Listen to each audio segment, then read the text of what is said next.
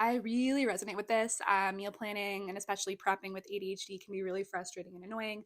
They didn't exactly say that in the comment, but like that is how I feel a lot of the time, which is why I really prefer and recommend experimenting with ingredient prep over meal prep, especially if you have ADHD. So instead of cooking a meal that you're going to eat for the next 4 days, cooking and preparing ingredients and using other things that you have available in your pantry, freezer to prepare a meal with those ingredients in like 10 minutes rather than 40. So, an example, yesterday I ingredient prepped some rice with my rice cooker, very low effort for me. Some ground beef on the stove, just like added some spices, frozen green onions, and it cooked in a few minutes. And then I heated up some frozen edamame, corn, and spinach for my veggie. And then I made like a nice little miso sauce out of like 4 ingredients.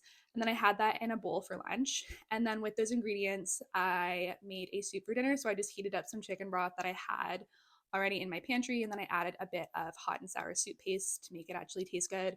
I added some mushrooms, and then I also just added all of those ingredients that I prepped earlier in the day. So I added some rice, the beef, and the veggies. And it was really good, and it was actually satisfying because I wasn't eating the same thing, even though I was using many of the same ingredients. And then I had that again for lunch today because it was so good. So I just really love ingredient prep because it gives you the variety, flexibility, and options. And most importantly, I think satisfaction that meal prep or traditional meal prep doesn't.